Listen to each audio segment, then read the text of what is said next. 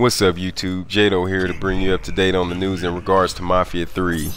Before I get to the latest, I want to go back to the year 2011 where 2K Check, the developer of Mafia 2, did suffer some layoffs.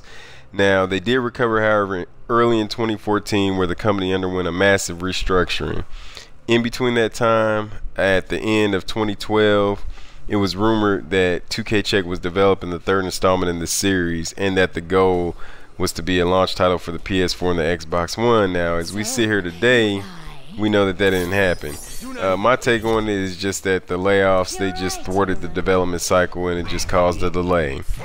If you go back to earlier this year, it was on Twitter, Rick Pasqualone, he tweeted that, quote unquote, might have some Mafia news very soon. If you're not familiar with who he is, he's the voice actor for the main protagonist, Vito Scaletta. And the latest news about a week ago, June 25th, Take-Two Interactive, who's the parent company of all 2K, 2K Sports, 2K Check, 2K Vegas, and so on, they registered some multiple domains in regards to Mafia 3. Now, it sounds like to me that the company is ready, finally ready to actually reveal the game. I could be wrong, they could just be protecting their assets. But when you see stuff like this, it kind of happened with what's that? The Last Guardian. Less than a year ago, at the end, toward the end of last year, I'll say, the company, you know how they had to re-register the domains for The Last Guardian, and then they revealed it at E3. I just think it's kind of one of those things where the company's actually ready to reveal, and that's how 2K Games is.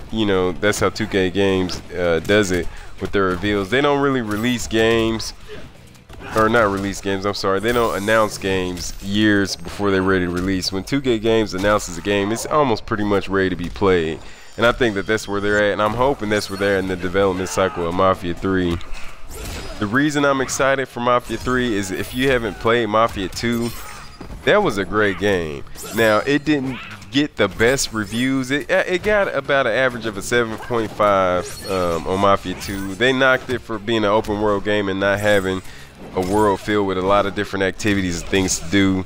But at the same time, the game excelled in its gameplay mechanics and in its storyline. The storyline, if you like a Mafia story, you would just, this game just hit every aspect. It had the betrayal, it had the untrust. You didn't know who to trust. It just, the story was well written, and it's 2K Games, and they really don't make anything that's trash.